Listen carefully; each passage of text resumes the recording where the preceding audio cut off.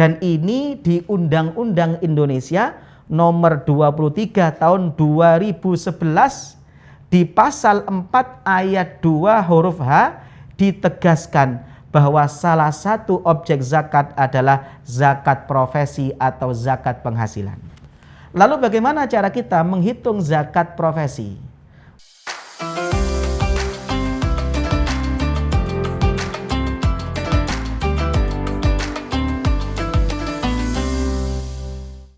Assalamualaikum warahmatullahi wabarakatuh. Hari ini kita akan membahas tema tentang zakat yang sering ditanyakan, yaitu zakat profesi. Bisa dibaca di buku saya Pengantar Lengkap Zakat Kontemporer di halaman 181. Zakat profesi yang dalam kitab-kitab fikih kontemporer dikenal dengan istilah al-malul mustafad. Ini ada kemiripan di zaman Abu Bakar. Ada satu riwayat Imam Al-Muwatta yang mana agak mirip dengan bentuk profesi. Jadi ada orang yang tiap bulan mendapatkan gaji, tiap bulan mendapatkan tunjangan. Ini kalau kita rujuk ke salaf ada cantolannya. Seperti dalam kitab Al-Muwatta dulu ada istilah atiyah. Dalam kitab riwayat Al-Muwatta Imam Malik mengatakan wa kana Abu Bakar idza a'tan nas u'tiyatihim yas'alur rajul.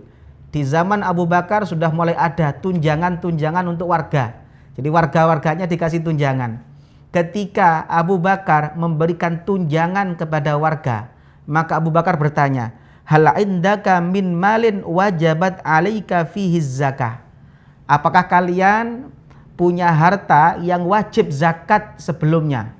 Kalau mereka menjawab fa idza qala na'am akhadha min ataihi zakata dzalikal mal. Kalau dia mengatakan saya punya kewajiban zakat atas harta yang sudah saya miliki sebelumnya, maka Abu Bakar langsung memotong tunjangan tersebut, atiyah tersebut, pemberian tersebut sejumlah zakat yang menjadi kewajiban. Inilah kalau kita bisa merujuk kenapa kok kemudian ada potongan gaji, ada potongan, bisa kita merujuk dalam kitab Al-Muwatta seperti yang dilakukan oleh Abu Bakar As-Siddiq. Wa in qalala aslama ilaihi ata'ah. Tapi kalau orang ini kemudian mengatakan saya tidak punya kewajiban zakat, maka Abu Bakar memberikan tunjangannya utuh. Nah, ini juga kritik bagi institusi-institusi yang asal motong, belum wajib zakat kemudian dipotong atas nama zakat. Ini juga tidak diperkenankan, karena Abu Bakar itu memotong kalau dia punya kewajiban zakat, tapi kalau dia tidak punya kewajiban zakat maka Abu Bakar tidak memotong, memberikan utuh. Kecuali memang semua karyawan yang kita potong itu menyetujui. Tapi kalau dia tidak setuju, itu berarti memotong haknya orang lain yang bukan menjadi kewajibannya. Dalam kitab Al-Amwal, Abu Ubaid juga meriwayatkan yang hampir mirip. Abu Ubaid mengatakan kana Abdullah bin Mas'ud yu'tiyana al-ata fi zubulin sighar. Dari Hubairah bin Yarim mengatakan Abdullah bin Mas'ud itu memberikan kita tunjangan-tunjangan. Tsumma ya'khudhu minhu zakah. Ketika kita punya kewajiban zakat, maka Abdullah bin Mas'ud memotong tunjangan itu sebesar zakat yang menjadi kewajibannya. Abu Ubaid menerangkan wa innama wajhu hadithi Abdillah hadza indi ala madhabi hadithi Abi Bakar wa Utsman.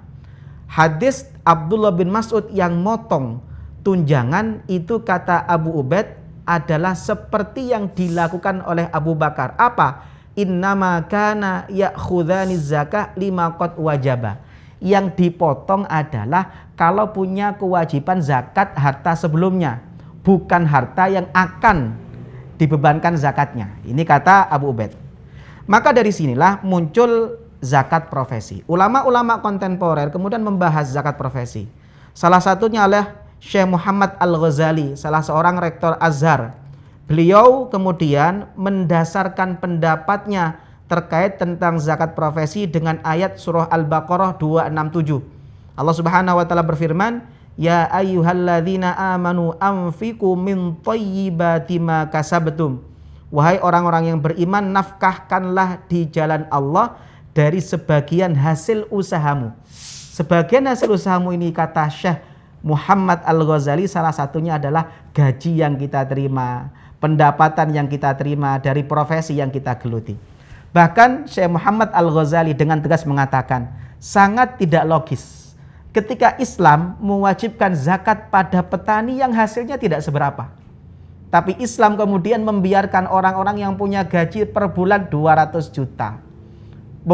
Punya gaji 100, 200, 300 juta. Kemudian tidak diwajibkan zakat. Ini kata Muhammad Al-Ghazali. Dan ini sesuai dengan keputusan Muktamar Internasional 1 zakat yang diadakan di Kuwait pada tanggal 29 Rajab 1404 Hijriah atau 30 April 1984 Masehi. Dan ini di Undang-Undang Indonesia nomor 23 tahun 2011 di pasal 4 ayat 2 huruf H ditegaskan bahwa salah satu objek zakat adalah zakat profesi atau zakat penghasilan. Lalu bagaimana cara kita menghitung zakat profesi? Ulama berbeda pendapat. Pendapat yang pertama, ini pendapat yang dikemukakan oleh Syekh Muhammad Al-Ghazali. Beliau mengatakan zakat pertanian, zakat penghasilan sebagaimana zakat pertanian. Sebagaimana petani yang menanam tanamannya, dia mendapatkan hasil, maka sama dengan petani adalah orang yang kerja. Dia berusaha, setiap akhir bulan dia mendapatkan penghasilan. Maka Syekh Muhammad Al-Ghazali mengkiaskan zakat penghasilan, zakat profesi dengan pertanian. Dalam kitabnya Al-Islam wal Awdha' al-Iqtisadiyah, beliau mengatakan begini, inna man dakhluhu la yaqillu an dakhlil fallah alladhi tajibu alaihi zakah yajibu ayyukhrija zakatan fattabib wal muhami wal muhandis was sani' wa tawaiful muhtarifin wal muwazzafin wa ashbahum tajibu alaihimuz zakah wala budda an tukhraja min dakhlihim al kabir. Sebagaimana petani-petani yang punya penghasilan wajib membayar zakat yang penghasilannya tidak begitu banyak, maka orang-orang yang punya profesi seperti dokter kata beliau, insinyur, kemudian beberapa pekerja kantoran yang hartanya penghasilannya lebih banyak, maka diwajibkan untuk zakat. Maka kalau mengacu kepada zakat ini, berarti zakat penghasilan nisabnya sama dengan zakat pertanian. Tapi zakatnya tetap 2,5%. Sebagai contoh, kalau kita mengacu kepada zakat pertanian, kalau kita mengacu kepada nisab beras putih menurut Kiai Haji Muhammad Maksum, itu sekitar 815 kg. Kalau menurut Syekh Wahbah Zuhaili, zakat beras putih itu sekitar 653 kg. Kita ambil yang 653 kg. Kalau 1 gram beras itu sekitar harganya 10.000 saja. Berarti nisab zakat kalau ikut pendapat pertama adalah sekitar 6.530.000 rupiah. Dan ini diambilkan dari penghasilan setelah dikurangi dengan kebutuhan pokok. Karena spirit zakat, kata ulama adalah yas'alunaka madza yunfikun qulil af. Zakat itu adalah bagian dari infak. Spirit infak adalah kata Al-Quran qulil af. Yang kita berikan adalah yang lebih dari kebutuhan pokok kita. Maka sebagai gambaran, ada orang yang punya gaji, umpama dia punya gaji 10 juta. Kebutuhan pokoknya mulai makanan pokok, biaya listrik, PDAM dan lain sebagainya. Umpama 1 bulan 2.500.000. Maka gajinya yang 10 juta dikurangi dengan kebutuhan pokok 2.500.000, sisa 7.500.000. Kalau mengacu kepada nisab beras menurut Syekh Wahbah Zuhaili 653 atau setara dengan 6.500.000, berarti masuk nisab. Maka ketika gaji 10 juta dikurangi kebutuhan pokok, sisa 7.500.000 dikali dengan 2,5%, zakatnya cuma 187.500. Ini pendapat yang kedua. Pertama. Pendapat yang kedua, zakat penghasilan, zakat profesi dikiaskan dengan emas. Ini pun ada 2 pendapat. Pendapat yang pertama adalah pendapat Syekh Wahbah Zuhaili. Syekh Wahbah Zuhaili dalam kitabnya Al-Fiqhul Islami mengatakan wal muqarrar fil madzahibil arba'ah annahu la zakata fil malil mustafad hatta yablugha nisaban wa yatimma haulan. Pendapat yang menjadi ketetapan dalam mazhab 4 tidak wajib zakat dalam zakat penghasilan kecuali syaratnya 2. 1 mencapai nisab, nomor 2 sempurna 1 tahun. Jadi kalau ada orang punya uang, punya penghasilan 20 juta, maka ketika dia terima, dia tidak wajib zakat. Kecuali penghasilan ini dia tumpuk, dia tabung, dia jadikan simpanan dan mencapai nisab. Sebagaimana pembahasan kita di zakat uang. Ketika sudah mencapai nisab, maka wajib zakat tahun depannya. Maka kalau ikut pendapat Syekh Wahbah Zuhaili, zakat penghasilan tidak ubahnya adalah zakat uang. Cuma kata Syekh Wahbah Zuhaili, boleh ditakjil. Ketika kita bisa memperkirakan tabungan saya sekian dan 1 tahun akan mencapai sekian nisab dan akan bertahan nisab ini sampai akhir tahun, maka boleh dicicil setiap dapat gaji dipotong 2,5%. Ini menurut Syekh Wahbah Zuhaili. Pendapat yang kedua yang mengatakan zakat penghasilan disamakan dengan zakat emas adalah pendapat Syekh Yusuf Al-Qaradawi. Beliau dalam kitabnya Fiqhuz Zakah mengatakan wa aula min dzalika ayyakuna nisabun nuqud huwal mu'tabar huna.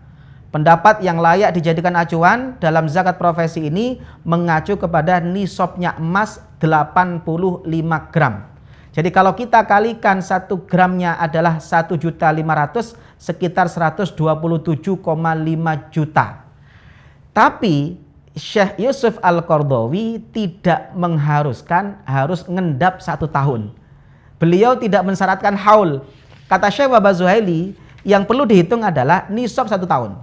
Jadi kalau saya punya gaji 20 juta, kebutuhan pokok saya sekitar 2 juta, maka sisa 18 juta. Maka 18 juta ini kita kali 1 tahun. Umpama 18 juta 1 tahun itu sekitar hampir 200 juta.